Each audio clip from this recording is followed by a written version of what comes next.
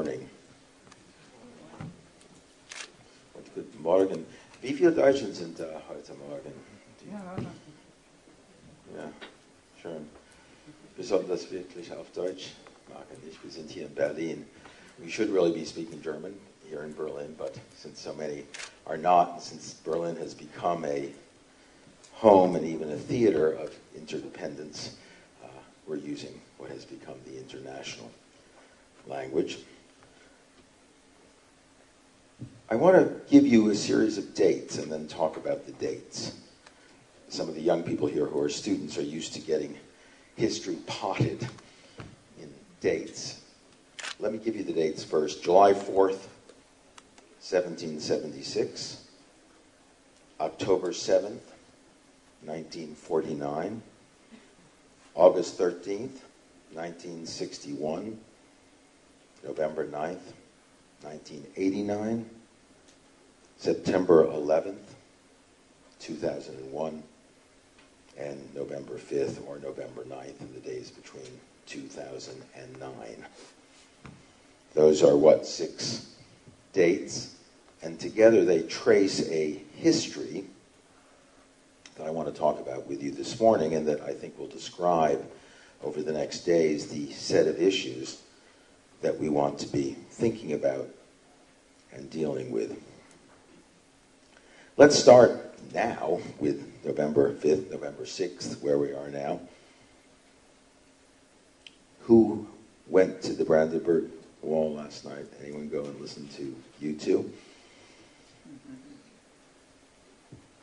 It's interesting, isn't it, that 20 years later we celebrate the fall of the wall with a pop music concert. In many ways, that's fitting and appropriate and nice, and in other ways, it's absolutely appalling. And I want to talk about both sides of that. Because, in fact, the fall of the wall, which promised a new age of democracy and interdependence and a multipolar world, actually has created an atmosphere of capitalist triumphalism, consumerism, and pop culture that have little to do with the aspirations of those in Hungary, Czechoslovakia, in Poland, in what was then the Soviet Union, who brought down the wall in hopes of establishing real freedom and real democracy. The degree to which MTV is the best we can do out of those aspirations tells us something about the failures of those who helped win the victory of the downfall of the wall in the West. I'm going to talk more about this, but let me jump back to 1989 for a minute. Most of you know that this started really when Gorbachev came to power in the Soviet Union in 1985 and developed a strange but extraordinarily productive relationship with Ronald Reagan, the great Cold Warrior who had talked about the evil empire in referring to the Soviet Union, but within several years was actually against the advice of his own associates in Washington. Ronald Reagan was planning for the disarmament, the nuclear disarmament of the United States and the Soviet Union in developing this extraordinary relationship. And so in 1987, when Reagan was here and stood, and we remember him dramatically saying, "Tear down this wall, Mr. Gorbachev, open the door." But in fact, that was just a kind of rhetorical front for what was actually an ongoing relationship between the two of them that would lead to the fall of the wall. But more than that, more than the collusion of the superpowers, we always tend to look at these things in terms of superpowers. What really led to the fall of the wall was 10 or 15 or 20 or 25 or 30 years of extraordinary activity behind the Iron Curtain in Hungary, in Poland, and in other countries behind the curtain, where people were organizing themselves for freedom, where playwrights and poets were finding a voice to speak against Soviet totalitarianism, where in East Germany, intellectuals, artists, students were meeting regularly around a civic forum, which, by the way, has vanished without a trace in the modern world that it helped create, but where, in other words, those who sought freedom became the engine of freedom. And it's a reminder to us because freedom, liberty, independence are never delivered to others by the intervention of outsiders. Had the United States learned that lesson, perhaps we would not be in Iraq and Afghanistan today trying to liberate by force, democratize by force, peoples who, if they are to have freedom, will have to win it themselves. And the wall, when it finally fell in November 1989, had long since begun to fall inside the heads, not just of those who organized the long civic resistance of solidarity, the role of the Catholic Church in Poland, the role of Civic Forum in East Germany, but it had even begun to lower in the heads of many of the political leaders in the East who were beginning to understand that the time of the wall and what it manifested and represented was over. So for me, the fall of the wall in 1989 was not so much that event and the celebrations around that event and the media attention, but the movements locally, internally, inside of Hungary, inside of Romania, inside of Poland, inside of East Germany, that made them possible. It was simply like an earthquake, which is the result of a long years of tectonic forces pressing against one another, and suddenly in one day, the plates shift, give way, and you have the earthquake. But the earthquake is actually the result of those forces. These were forces that were in the making all the way back to 1956 in Poland and Hungary, when people briefly, in the early days, rose up. Back in 1953, when there was a workers' rebellion in East Germany. So freedom is won slowly by citizens working from the inside and from the bottom up. And the explosions with which freedom announces itself are always the end point and culmination of a long, slow, democratizing history to which, unfortunately, we pay far too little attention. And so we look at the particular accidents that led to the fall of the wall. In fact, what happened is that accidentally, East German sergeants and captains and an East German commander, when asked what's going on, East Germany had announced that they would finally issue passports to all East Germans and so they could leave. And the press said, when is it going to happen? And no one really knew. The assumption was passports would gradually be issued, then people could apply for visas. The whole thing would take months and months. But an official, not knowing what to say, in effect said, ab sofort, when asked. Well, I guess right away, immediately. And that became the signal to the people of East Germany, indeed Eastern Europe, that it was over. And the wall, in effect, opened up. The outflow was there, and then the chipping away, the destruction, the pulling down of the wall was really an afterthought. But as I say, it wasn't those events in November that were crucial. It was events that went all the way back through the history of the Cold War, back to the yearning and struggle and sacrifice of people in each of the countries that were part of the Soviet bloc in the name of freedom. And of course, the great irony of that struggle was that those who made the struggle, those who engaged in it, the institutions they created, the little newspapers, the many different manifestations of civic form, the workers' groups, the student groups, the professorial groups that made those within 6 months to a year had largely vanished. Some of the new little papers that had been set up in East Germany were moved in on by West German publishing companies and taken over and eliminated. So that extraordinary spirit that prevailed under Soviet control quickly vanished once freedom was there. And that's one of the great ironies of freedom. We feel it most when we don't have it. We feel it most under conditions of oppression and tyranny. Jean-Paul Sartre once said, "We were never so free as during the Nazi occupation of France."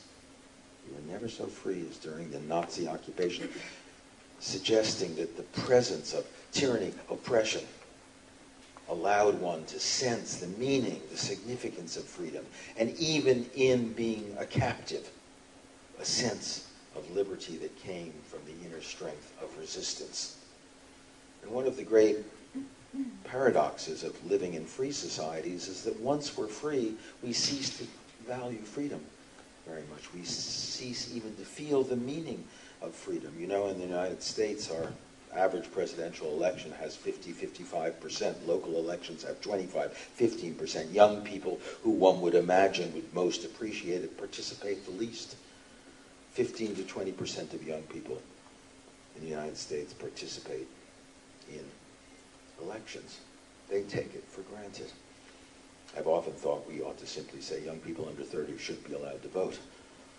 And almost immediately you'd have 90-95% participation. But if you say that's okay, vote, please do. Oh, thanks, but I'm busy today. There's a concert this evening. There's a program on television that I need to watch.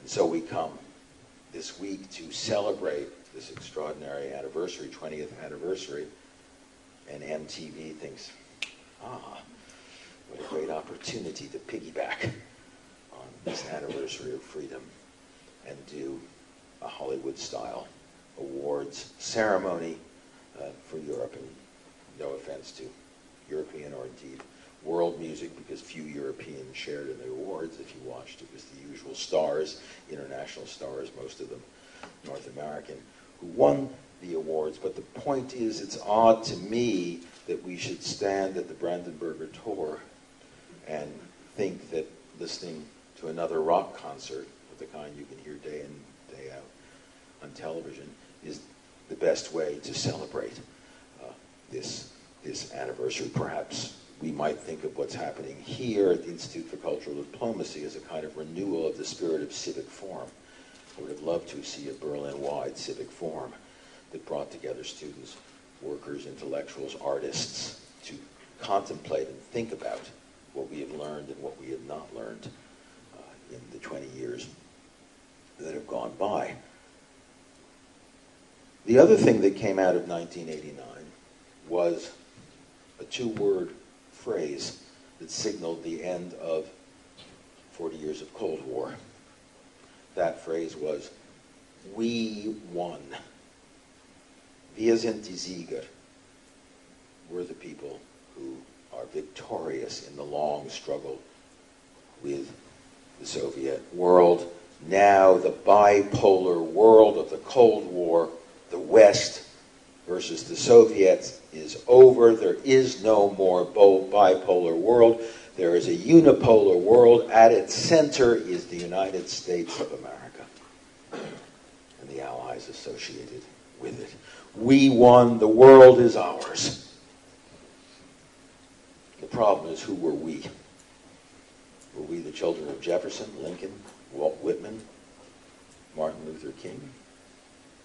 Or were we the children of Bill Gates and Hollywood and Madison Avenue and rampant, uncontrolled international market capitalism? It very quickly became apparent what the answer to that was, because when the new freed nations of the East, when Russia itself, now stripped of its empire, thought about what it means to become democratic, in every case, with the active assistance of the United States and its allies, they were made, indeed they were persuaded to believe that it meant becoming a market society. You'll remember the so-called cold shower, where sudden capitalism, sudden investment came in To be free was to be a market society. To be free was to have capitalist institutions. To be free was to have access to all the goods. What did the East Germans want more? The vote or the goods that were available on the Khufu Dam? And of course the West in the 1960s and 70s and 80s made sure that Berlin became an exemplar not so much of democracy and liberty, but of market capitalism, of the availability of goods. And the Khufu itself was meant to be a glistening, bright gem of market consumerism. Look at what you can have if you live in a free country. And so naturally, after the fall of the wall, it's not a surprise that a lot of people began to think maybe having the goods was more important than having the votes. Becoming consumers was more important than becoming citizens. And today, if you look at much of the old Soviet empire, and indeed if you look at Russia itself, you will see countries that have imbibed, swallowed, drunk deep of the drafts of capitalism and market society and goods and productivity, but still are at a great distance from democracy, from citizenship. Go to Moscow today and you'll find rampant producers and hungry consumers. You won't find much in the way of citizens, which is why you don't find much in the way of democracy in Russia today.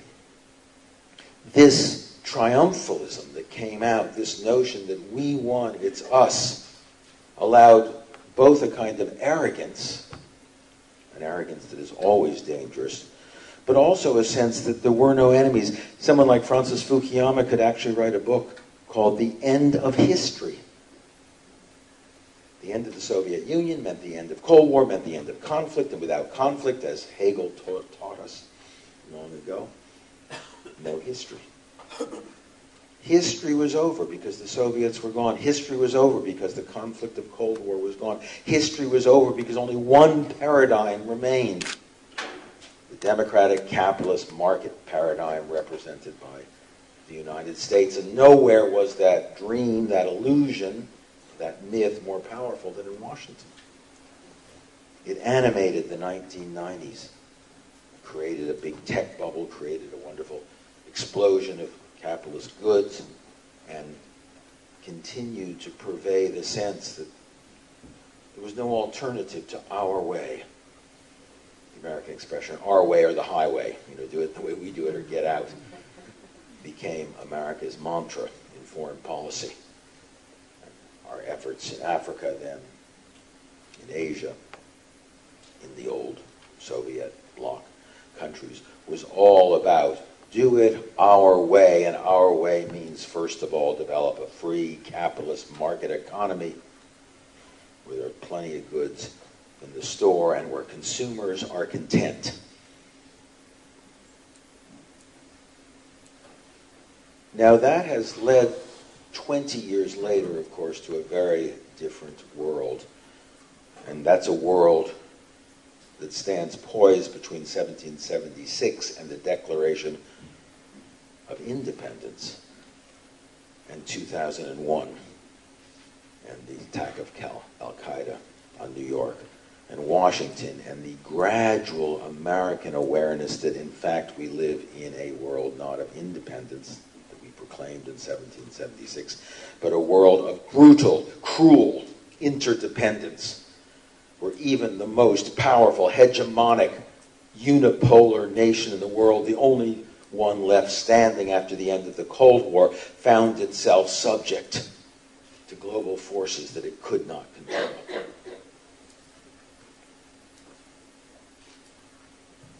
And coming out of that, eventually, a crisis in capitalism, a financial crisis that we're still living with today, a climate crisis, where we find that the productivity and capitalist market society around the world we have created has entered into a relationship of Cold War with nature. Actually, it's hot war with nature because nature is winning and it's getting hotter and hotter and hotter, and we are losing the hot war, even though we won the Cold War, and capitalism itself is complicit in that hot war with nature. And also a new cultural crisis, the resistance in many parts of the world, particularly the Islamic world, but other parts too, to the oppressive, aggressive materialism, secularism of consumer society.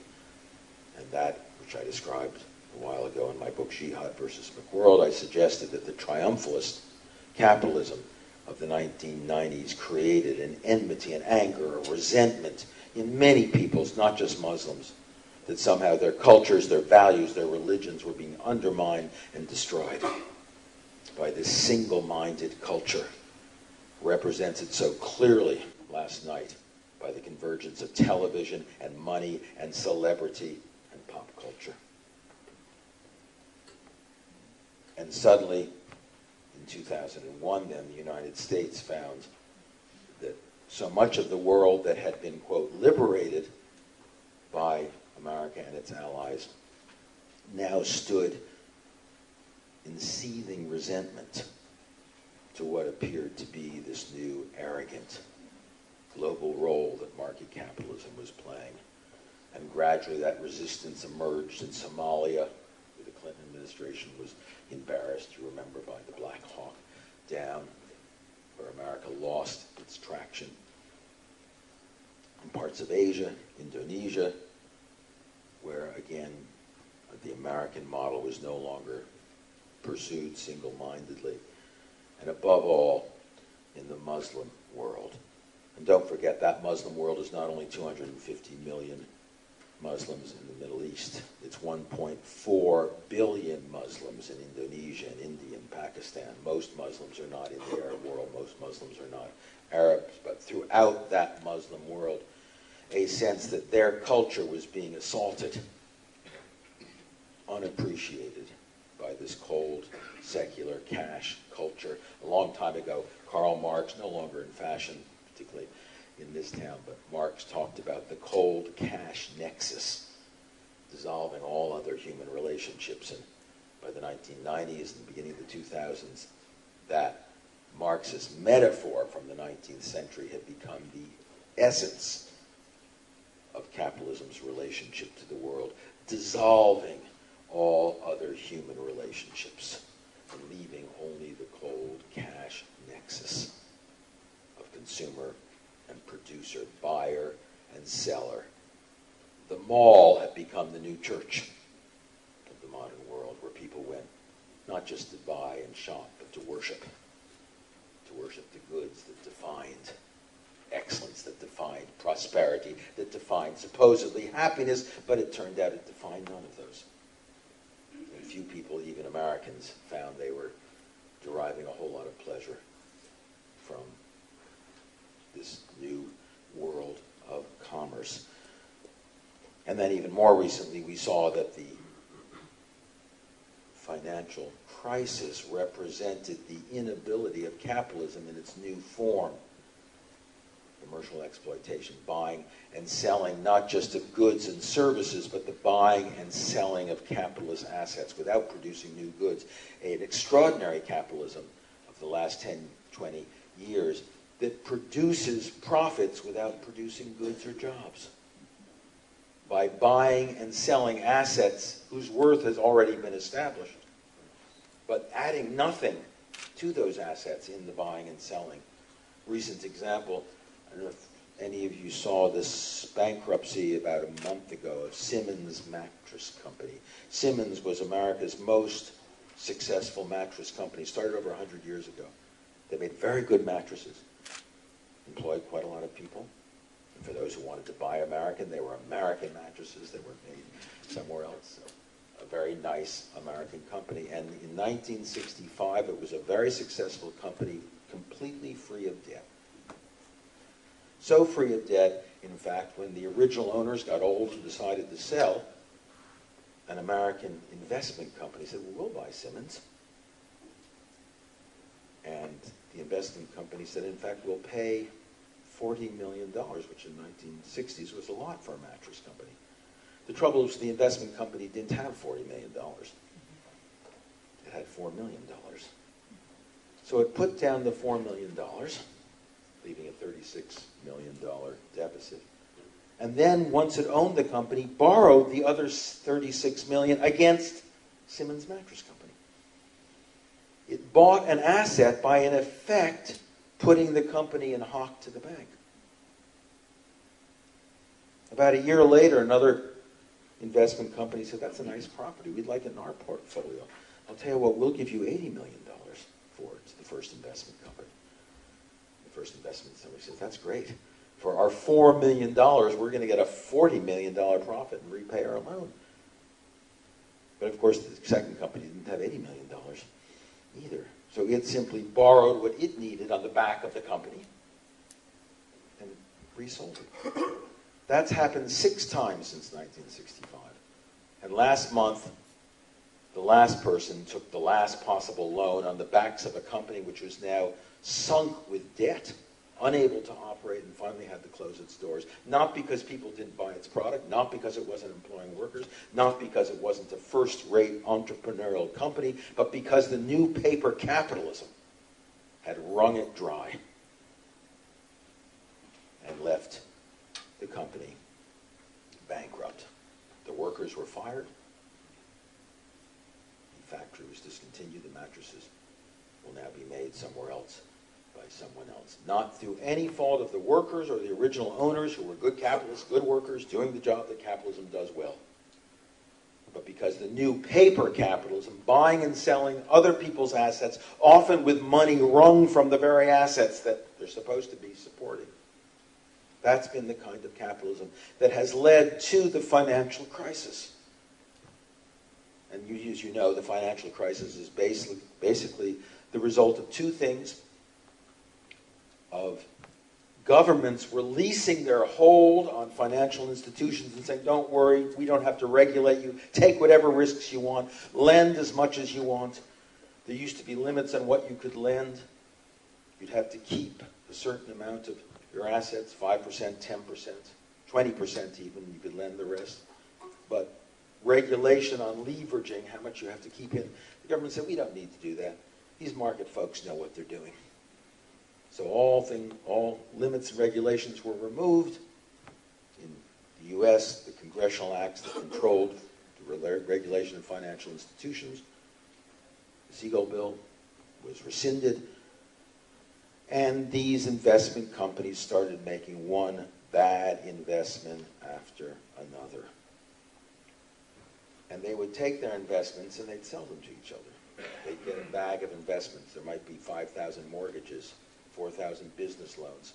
They put them in effect in a little purse and say, who wants to buy this? 9,000 debts. Some of them are good, some of them are bad, we're not quite sure. I'll tell you what, their paper value is $100 million, we'll sell them to you for $50 million. So even if half of them are bad, you can make a little money. And so someone bought those just the way they bought a stake in Simmons Mattress, and then they'd sell them to somebody else and sell them to somebody else, and somebody would buy them and unpack them. Let's take out the home mortgages and the business mortgages and separate them and redistribute them in different batches and resell those. And that created, a year and a half ago, the international financial crisis, in which literally trillions of dollars in bad debt, toxic debt that nobody actually could even tell you how much it was, in thousands and tens of thousands of different boxes and batches, have been traded and retraded, so that big companies like Lehman Brothers found themselves holding packages, boxes of debts, whose value they had no idea what it was. They assumed it was fairly bad because the people underneath, again, the homeowners, had more and more started defaulting on loans that they couldn't afford but were talked into buying. Variable rate homeowners who had bought homes at 4% only to find that a year later jumped to 8%. They could afford the 4%, they couldn't afford 8%, so they defaulted, they lost their home, and meanwhile the bank had bad debt. Nobody wanted to buy the house. They had told people, don't worry, if you can't pay the 8%, you'll just resell. The home market's been going up for 20 years. And suddenly the housing market started going down. The value of houses went down, so they couldn't get the loans. Everybody was left holding the bad debt. And finally, as we know, the British government, the German government, the American government came in and bought up, or at least gave the banks enough money to cover the bad debt. and these capitalist companies so averse to socialism when it comes to their profits, they suddenly became socialists when it comes to risk. They said, I'll tell you what, let's socialize risk. The taxpayers, the state can pay for risk when it fails, but we'll keep the profits. And that's just what happened here, too, because government took the risk through the lending program, gave them back a lot of money to cover their debt. But if there's a profit, if eventually those toxic debts are unpacked and some of them make some money, the government gets a little back, but for the most part, the banks will keep it. And we all know the banks are back in business, and as a result, Wall Street is back in business, but guess what? The jobs haven't returned. The real economy is in desperate shape and getting worse. But the paper economy looks very good. Now, this may seem like a digression, a diversion. It's not, because this is what the end of history turned into. This is what the triumph of capitalism following the fall of the wall turned into. And it's what happens sometimes when even a good ideology finds itself without competitors. I would never for a minute wish back into existence anything like Soviet communism, given what it did to the people who lived under it. But I have to say I yearn as someone living in the West for a rival that would remind us that there are alternative ways of thinking about the world, and that profit is not the only value that is important. And of course, one of the problems with this new unipolar world is we don't really have a rival, except in religion. And that's why religious revival, religious resistance, even religious fundamentalism and religious terrorism have become so powerful, because they are, in a sense, the only other game in town. The left, as you all know, has disappeared. There are still social democratic parties and a Labour Party and a Democratic Party. But that left is on the left flank of the far right, well right of center, which is why, of course, it fails now to attract many voters, why America is here, why Gordon Brown will go, why President Obama, in whom so many Europeans vested such great faith, is in fact another market center of right American Democrat, who I unfortunately have to tell you is unlikely to do anything much more than George Bush did, although it's wonderful that an African American is president of the United States. But there is no ideological foundation for resistance to the market, the marketplace, consumerism, and all that it stands for, except religion, which is why, by the way, in the United States, the far right, religious fundamentalist Protestant right, does very well, because a lot of Americans are fed up with it too. There's nowhere on the left to go. There's nowhere to liberal, secular, socialist values, egalitarian values, a philosophy of justice to go, so you go to religion. Because there at least you have a riposte, a response to aggressive materialism, to atheism, to secularism, to the notion that the only thing that counts is money, that you measure your happiness by your prosperity, which we all know as individuals and family members isn't so. How much money you have doesn't determine whether you're happy or not. That we know has to do with how you live, your family, who you love, your children, your values, your beliefs, even the quality and character of your work. Not how much money, how many goods you have. But we have a civilization now defining happiness as how many goods you have, how much money you have, which is why the bonuses of these guys is all they have.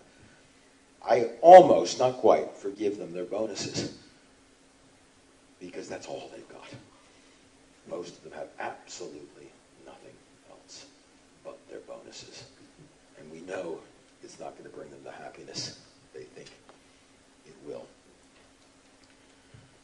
So, since 1989 and the fall of the wall, since the spirit of civic forum and solidarity which created that revolution brought us the possibility of a new multipolar world, of a new interdependent world, we've gone off in the other direction. And instead, we now have a clash of civilizations, a cultural crisis, terrorism. We have now a financial crisis, the collapse of the housing bubble. And by the way, I'm among those, Any of you are investors don't, despite the market looking good, because there is a second crash coming. It will be the crash of business real estate. The private housing market's already gone down. The commercial housing, residential, the business office market has not, but is going fast. And that's going to create a very large second crash. But all of this suggests that we have not reaped the rewards that those who helped bring the wall down had aspired to. And we have instead created a desperate new world, a financial crisis, climate crisis, cultural crisis, that seems using the old nation-state system, the old ideological right-left, socialist, conservative system, cannot be responded to. And this is where I think we can begin to think with some new hope about the possibilities, not of a unipolar, paradigmatic capitalist market world, but of a genuinely interdependent world where we begin to think about remedies as interdependent as all the challenges we face.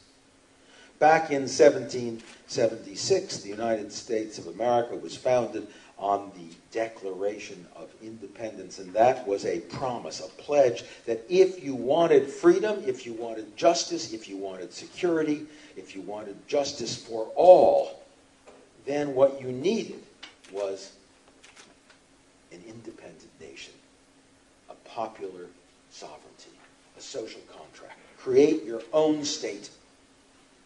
And the reason the Declaration of Independence became a beacon of liberty for so many for the next centuries was America seen slowly, painfully, had to overcome the horrors of slavery, but to actually make good on the promise that a sovereign nation state could, within its own territory, create the conditions for a free and just society, and a secure society as well. Of course, it turned out security came less from the Declaration of Independence than the two oceans that surrounded the United States and removed it from the rest of the world and gave it a natural kind of barrier. But the fact is, that promise has led to 250 years of struggles for independence. Every people wishing to be just, free, and most of all, safe, secure, have followed that model. What we need is an independent country, our own constitution, our own parliament, our own courts of justice. And to this day, in Afghanistan, in Iraq, in Somalia, in Sudan, people are saying what we really need there is a strong, sovereign, popular sovereign state. And if we get that, we'll have stability, we'll have security, we'll have justice. We, in other words, still, even today, continue to believe that independence and a sovereign state of your own is the recipe for justice and liberty for all.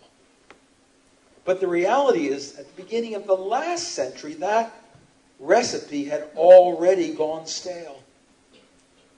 In Europe, in this part of the world, in the last century, 2 world wars and a Holocaust resulted from the belief that nation states could do their own business, take care of their own business, and secure their people.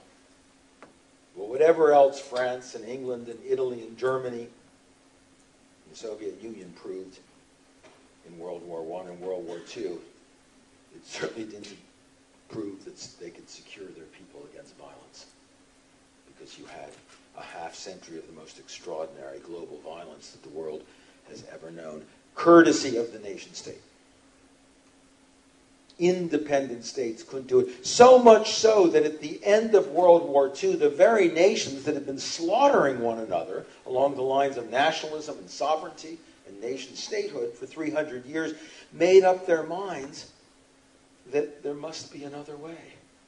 And quite miraculously, both in the new United Nations Charter, but much more importantly, in what started out as the European Coal and Steel Community, and then became the European Union eventually, began to think only if we pool our sovereignty, only if we surrender our frontiers, is there a chance for real justice, for real security, for real liberty for our peoples. And this bold and strange experiment in Europe. We know it's still got problems. We know it's not as democratic and successful as we'd like it to be, but it's still extraordinary. I first came to Berlin 6 years before the wall went up. Went back and forth. I knew Berlin before the wall, East Germany before the wall. I knew Berlin just 7 years after the founding of the GDR in 1949. I was in Europe during the Hungarian Revolution of 1956 and watched the European experiment grow. Watched Berlin first go through the built wall, then the fall of the wall, then Wiedervereinigung, reunification. Watch that experiment. And to have imagine just back to your parents or grandparents, particularly those of you who are German or French or Belgium or Italian. Imagine somebody would say to you in 1935 or 1938, yes, well, there's a world war to come. And I'm afraid there's going to be a Holocaust which will destroy Europe's Jews and a lot of its gypsies and quite a few other people as well. But actually, about 40 years from now, say 1975, even a little earlier, Germans and French and Italians will share a single currency, will cross their borders without passports, will pass back and forth, and young people won't think to say, je suis français, ich bin Deutsch, but rather will say, oh, I'm a European. Or may just say, I'm part of the MTV generation, and leave it at that. You know, had we anticipated that that were possible, I mean, that was just unthinkable in 1938. You just couldn't imagine. Yet the very nations that were engaged in the slaughter, with the leadership of the nation most responsible for the slaughter, Germany, became a principal director of this new union with the French. The French and the Germans, you want historic enmity. Germans and the French have been at it for centuries, and yet they together found a way to pool their sovereignty. They discovered that interdependence is actually a better recipe for survival, for justice, for liberty, for democracy than independence. But we in the United States were much more slow because we had had such a success with independence. And of course we had this continental republic with oceans on either side protecting us from the rest of the world. We had our first president's warning, President Washington, who said, no entangling foreign alliances. Keep clear of those corrupt Europeans. And we did for 100, 150 years. We stayed out of it. And even in World War I and World War II, we were latecomers. World War I we came very late to. In World War II, we waited for the Japanese to attack us before we joined in Europe's war. Because we saw ourselves as pristine and pure and separate, an exceptional case. The Sonderfall. Different than the rest of the world, of special, unique history, defined by our independence, our separation from the world. And so it was always hard for us to go to war. And when we did in World War I, we came over. In our view, won the war for those French and English who didn't know how to do it on their own. And then came back home and demobilized and sent the troops home again. We never had a standing army until World War II. Then World War II, up, there they go again. Okay, let's go over there and help them out again. Won that war, came home, and actually started to demobilize, but only thanks to the Cold War, to the Soviet Union. People were, I'm sorry, we can't do it this time. Now we have to stay armed. But up until that time, American independence wasn't just a slogan. It was a reality. We were truly independent of most of the world. But interestingly, as a consequence, the place where the rest of the world wanted to come. So America has continued always, and even today, it continues to grow because people still vote with their feet. We want to go there. We want to go there, yes, because it's free, and we certainly want to go there because there's jobs and prosperity. But most of all, we want to go because it's independent. It's free of all the corruptions and baggage, the baggage of religion, the baggage of prejudice. Voltaire called history the history of errors and crimes. And America was a land without history, a land with made its own history, so it seemed free and easy and a breath of fresh air, and people came to breathe.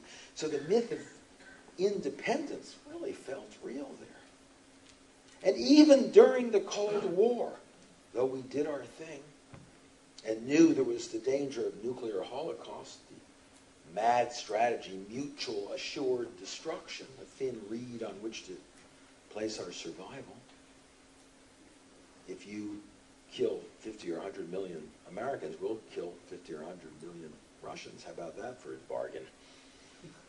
And then just cross your fingers and hope that both sides somehow stay out of it. Well, miraculously, it's a little hard to see how we actually managed not to kill ourselves that way. But despite that, America still had this strong feeling. I mean, the ICBM, the Intercontinental Ballistic Missile, was the first nail in the coffin of independence, because it really said, you can sit in New York or Washington or Des Moines, Iowa, and be vulnerable to a Soviet rocket. So we should have been thinking that way, but it didn't really penetrate. We still thought of ourselves as an independent land, and we still were the model for other countries. The great revolutions of national liberation from the colonial world of the 40s, 50s, and 60s were all modeled on America. National liberation. Create your own liberty, your own independence, your own freedom. And in each case, Algeria and others, Vietnam, fought for their liberty in the name of the American-style independence. So we continued to believe it. And despite ICBMs, we believed it right through to that bright morning, sunny morning in New York, September 11th, 2001. And then for the first time since 1812, when the British burned Washington in the remnants of the Revolutionary Wars, for the first time, foreign nationals struck violently, brutally, and effectively against American targets. And not just American targets, but the cathedral of capitalism in New York. The Twin Towers, and the citadel of American strength, the military, the Pentagon.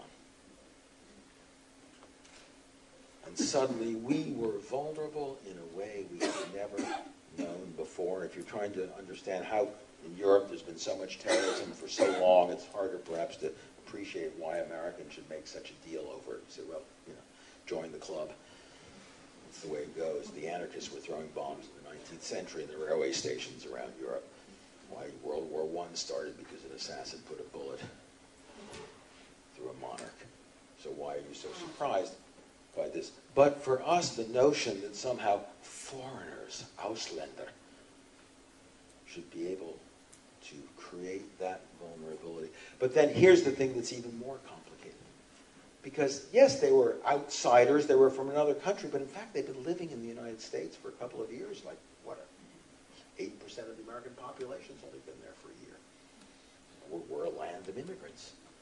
These were potential immigrants. So they weren't really outsiders, they were Americans.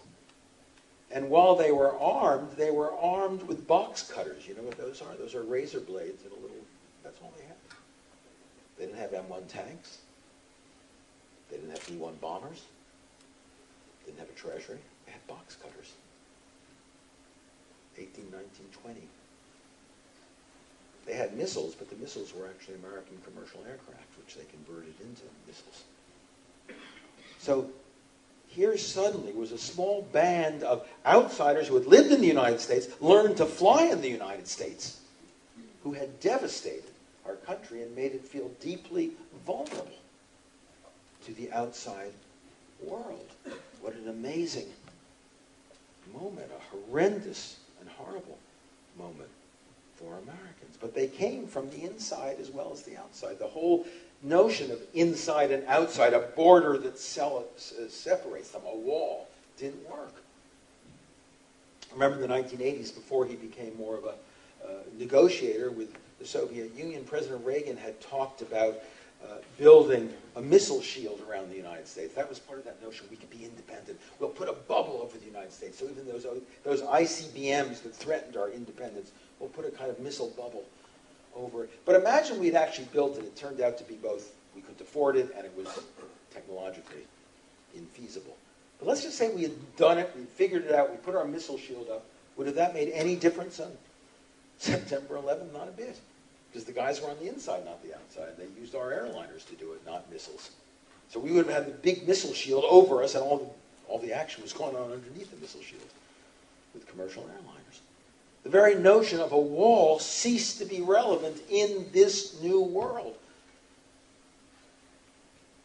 President Bush said right after the attack, any nation that knowingly or even inadvertently is found to have housed any state that was home without even knowing it to these terrorists is an enemy of the United States, and we will make war on it.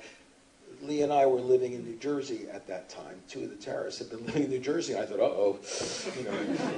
We're one of the states from which these terrorists came. And they also came from New York, up in Buffalo, and they came from Florida. So the inside-outside notion disappeared that day for Americans in a way that it had long since disappeared for people, say, like the Poles, who knew that their eastern and western frontiers were simply convenient gates for German and Russian, European and Asian armies to cross and take what they want as they went. But we Americans had never had that experience. And that opened a new door for us. It opened the door to thinking about the possibility that we might be better off as part of and in collaboration with the outside world rather than in walling ourselves in. And what that suggested was the first inkling of interdependence, the first possibility that not in isolation and walls and separation was our safety to be found, but in collaboration and cooperation. Except we had an old-fashioned president and an old-fashioned administration. And I know there's a lot of Bush bashing that goes on here. Don't bash Bush. He was a good American president. He did what Gary Cooper did in High Noon. He strapped on his 6 guns and he went out there and said, okay, where are the bad guys? Let's go. We'll take you on. And Bill Clinton was the same way. Roosevelt was the same way. Teddy Roosevelt was the same. That's the American way to do it. So he went looking for the bad guys. And of course, being the head of a nation state, he said, which nation state did this to us? Because we're going to take them out. And at first glance, well, there had been al-Qaeda camps in Afghanistan, and the Taliban seemed to support them. Okay, bye-bye Taliban. And off we went. We found a nation state, 19th century style, which our nation state, which had been attacked by that nation state, could make war with. But the problem was, al-Qaeda wasn't a nation state. It was a malevolent, non-governmental organization with fingers in lots of places. And of course, when we took out the Taliban bases from which al-Qaeda had been trained, they simply moved across the border to Pakistan, where a lot of them already were, down into Indonesia, over into Sudan, or maybe back to Buffalo and New York and New Jersey, where a lot of them had been. And then we went looking for another state. Well, that didn't work. How about Iraq? Maybe they're doing it. There wasn't much evidence. There was no evidence. In fact, the terrorists had been supported by Saddam Hussein, since he himself was a target of a lot of the terrorists. They didn't like him. He was a secularist. He was a Ba'athist. So we made war in Iraq. That didn't work, and then we started eyeing Iran, which is we're still looking at. Maybe it's Iran that's responsible. But in an interdependent world, no nation state is responsible for terrorism. Terrorism is a feature of interdependence. Al-Qaeda apparently understands interdependence a lot better than the United States of America does. It knows how to operate multilaterally all over the place. It's multipolar. It's everywhere and nowhere. Which is why you can't beat it by taking out, I mean, you can take out, let's even say we went to war with Pakistan and take out Pakistan. That would take care of Pakistan, poor things, but it would not do anything for Al-Qaeda.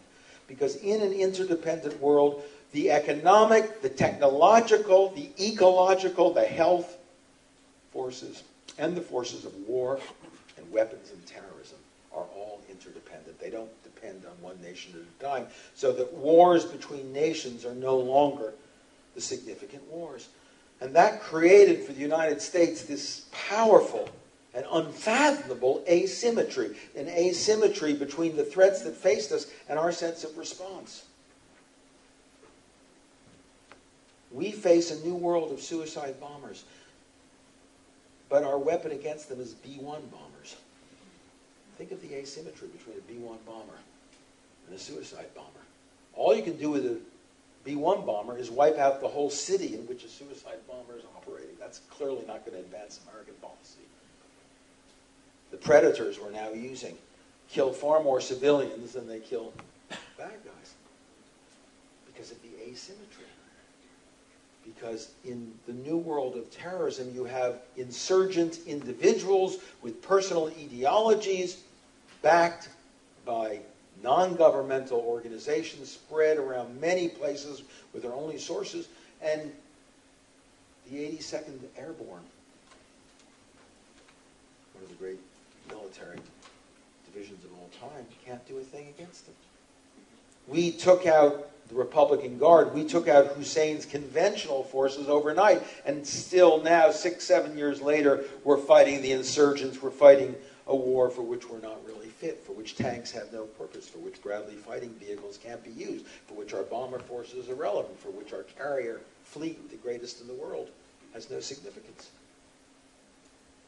That's the asymmetry of a world of nation states, national armies, national air forces, and this new interdependent world that the insurgents understand so well. Israel learned the same lesson with Hezbollah in Lebanon, where with its powerful, motivated, conventional forces, it would begin to prevail against an army of plumbers and accountants by day who at night pulled mortars out of their garages and shot rockets, and then in the daytime put back on their cities and went to work. That's not a war you can fight with divisions, with an air force of the kind that Israel has or that we have. That's this new world of interdependence, and slowly that lesson began to permeate, not the Bush administration, but a lot of Americans began to realize this is not a war that can be won this way. Even the Pentagon, the center of the old approach to war, began to realize maybe our soldiers need to figure out how to deal with civilians, need to deal with nation building, need to deal with civil society, for which, of course, they're not really trained. But since they were the only ones there, they began to do them. And the only successful battalions in Iraq and Iran have been those that actually engaged effectively in nation building, and it wasn't very effective, but it was more effective than killing off the civilian population, trying to find a few insurgents who were doing all the damage. This is the new world of interdependence. And of course, there were others in America who said terrorism is not, in fact, an excuse for war at all. Terrorism is a kind of criminal action, and the best way to deal with it is through intelligence and police forces, police cooperation, intelligence cooperation.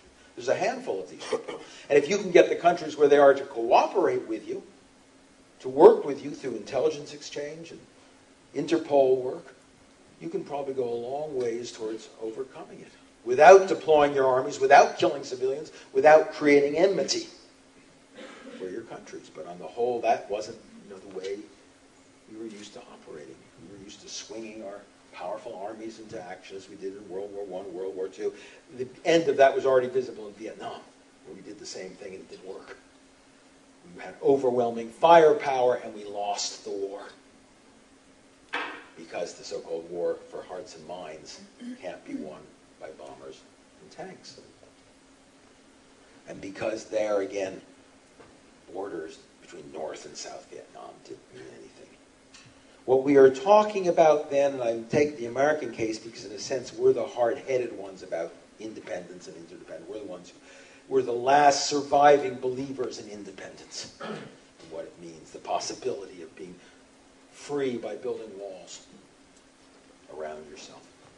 And if it doesn't work for us, you can be sure it's not going to work for Hungary. It's not going to work for Thailand.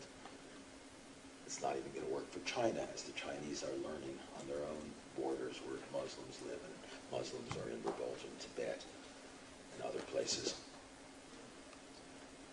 So a world without walls is not a friendly aspiration. A world without walls And without sovereignty is not something that a tree-hugging world federalist says, wouldn't it be nice if? It is the world we live in. We live in a world without walls, but stupidly we still build them. And the amazing thing is that 20 years after the fall of that wall, the victors in the Cold War are busy building walls, a wall around Israel, a wall between the United States and Mexico. Literally a wall. We're building a wall, a physical wall. We, the victors who brought down the wall, building a wall to keep the Mexicans out. As if you can stop labor migrants from moving around the world chasing jobs by building walls. Of course you can. They may be illegal by the logic of nation states, but they are perfectly legal by the laws of economics. Because the laws of economics say go where the jobs are, go where the capital are. That's all they're doing. They're just following the laws of economics. So if they can't get over the wall between the U.S. and Mexico, they'll go up the coast and come in by boat. And if we put a wall up along the California and Oregon and Washington state coast, they'll go up to Canada and come down through Canada, as some are already doing. If we put a wall across Canada, they'll start parachuting in. Put that dome up, they'll dig underneath and come up there. Because they will find the jobs. That's the logic of economics. And suppose that's the logic of capitalism, actually. Go to where the jobs are. Labor mobility. Capitalism needs it. And they're just saying that's what we're doing. Same for the black Africans coming up through Morocco into Spain and then spreading out into Europe illegally to find the jobs that are here. And building legal walls, real walls, across the base of Spain or along the Mediterranean coast, obviously, would begin to do the job. Because in an interdependent world, which capitalism at least has the sense to recognize, walls don't work. We even are building walls within societies to protect the rich from the poor. In the United States and Britain, and now increasingly in Europe and the Philippines, you have gated communities. It's a nice euphemism. The gated community is a euphemism for a high wall with barbed wire and glass on the top with guard posts to stop the poor from coming in and taking away what the rich have.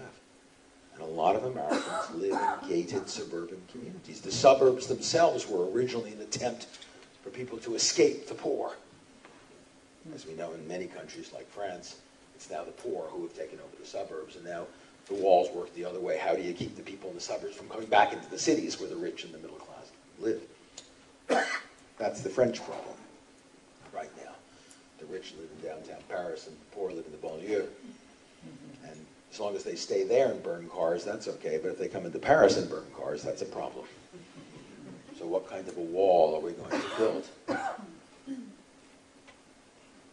So those walls are dangerous. And then there's the walls inside our heads, die Mauer im Kopf, the Germans talk about. Even now, between East and West Germany, 20 years later, there's still a divide. If we had East German, by origin, friends here over 40 years old, they probably wouldn't speak English. Because in East Germany, English wasn't taught, they'd speak Russian. But that wall is still here. Despite the unified city, I know a lot of people who live over Prenzlauer Berg and elsewhere who never come to Kufudam. I know people in Kreuzberg who don't go the other way. It feels strange. It feels alien. The sense of otherness is still there inside the head, even 20 years later. It'll be gone in another generation or two. But the thing that separates us from one another inside our heads is very powerful.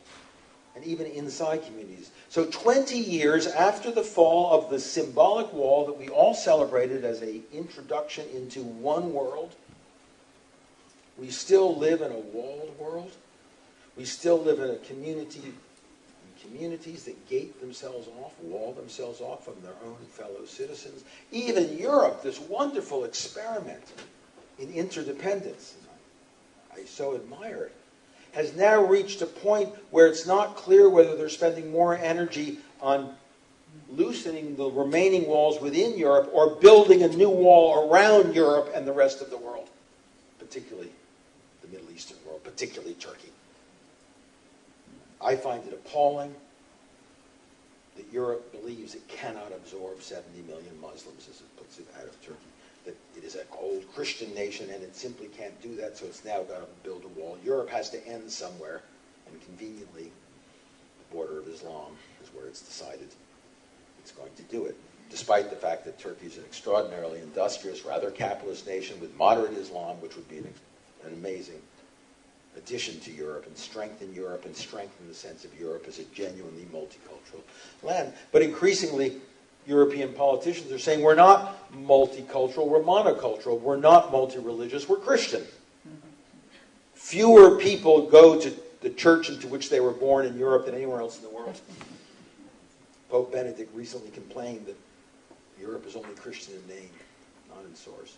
And yet, in the name of Christianity, Europe is now building a new wall against Islam and trying to wall out not just the Muslims from without, but wall out the Muslims within. And we know the issue with Islam inside of Copenhagen or Rotterdam or Paris or, yes, Berlin. The Germans have done it better than most, but not that well. So those issues of new walls in a world that really sovereignty doesn't function anymore is such a contradiction. I don't mind walls. By the way, I mean, there's a Robert Frost poem, Something There Is, about a wall that doesn't like walls, but then he makes a big argument for why walls are very useful. Good walls make good neighbors, he says. And we all have walls around our home and around our bedrooms. We need a sanctuary. We need a safe place. This isn't an attack on the idea of identity or walls. It is an expression of a new reality that we have to come to terms with. I like sovereignty. The sovereign principle is very powerful. It just doesn't work anymore. I think nation states were a great idea for 300 years. They don't work anymore. Global warming is our problem. There's no Berlin warming. There's no New York warming. It's global warming. They call it Asian flu, Hong Kong flu, but it's global flu. HIV, is that a disease of Africa or Asia? It's a global disease. The challenges we face, whether they're health challenges or ecological challenges or technological challenges, are all global in nature. So sovereignty is over. President Bush went on and on. We are a sovereign nation. No one will steal our sovereignty. And most nations say the same thing. Iraq today is saying, we're sovereign. We don't want the Americans telling us what to do. Ha ha. But sovereignty's gone. It's over. It doesn't work. You can't control jobs. You can't control capital. You can't control health. You can't control your security. You can't control jobs or migration of labor. You really can't do much with it. So maybe it's time to look for a different principle of social organization, one that recognizes and responds to the real interdependence of the world. 1776, independence was a powerful principle. 2009, interdependence is a powerful principle. And though I was critical of U2, there at the wall, Bono, in fact, is somebody who gets it and spends a lot of his time when he's not singing, working on global issues of health and global AIDS and working with the Gates and the Clinton Foundation. So a lot of people in the art world, the music world, they get it. I mean, it's sad in a way that there's global music and less of real local music. That Beyoncé wins all the European awards and not some European artist. But on the other hand, it's also kind of nice. Because in a way, what nationality is Beyoncé? MTV has no nationality. VH1 has no nationality. They're sort of global. And most young people say, well, that's just the way it is. Anyone go here on the Kreuzberg web when they go online? It doesn't exist. It's the www, World Wide Web. The web is not bounded. It doesn't pay any attention to boundaries. AIDS doesn't carry a passport. Those are our realities. But all our responses, the institutions we have to deal with it, democracy itself is bounded by borders. The saddest and most tragic consequence of 300 years of independence is that our democracy, our participatory institutions, are all bound up with the nation state. For 300 years, they've been tethered to the nation state. You want democracy? Get your own state, then you can have it. And yet now we need democratic responses that are global and interdependent, but democracy itself is inside the nation state box. So in Copenhagen next month, will we have the global people who are going to be drowned and won't be able to breathe and are going to be too hot and have their vegetation and their agricultural habits change? Will they be represented in Copenhagen? No, it'll be nation states.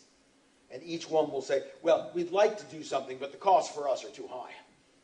so we can't. And China will say, well, you guys developed without doing anything about it, now you're asking us to pay the price of that. We're not going to do that. And India say, well, us too, we're not going to do it either. And Europe's going to say, well, we're much better than most people. We have a much lower carbon footprint, so we don't owe anyone anything. Although the Europeans have actually already pledged to do more, but you notice they added and said, if others do more. That's a safe bet to make, because nobody else will do more, so the Europeans won't have to. We go as nation states to deal with a global problem.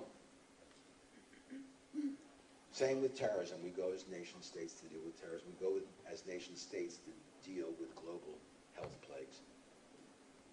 And we can't do that. So we are in desperate need of new political and civic and economic institutions that can respond globally and interdependently to all the global and interdependent problems that we face. That's the real asymmetry. A world of independent sovereign nations confronting a new planet of global threats and global challenges, and without really the proper architecture to do so.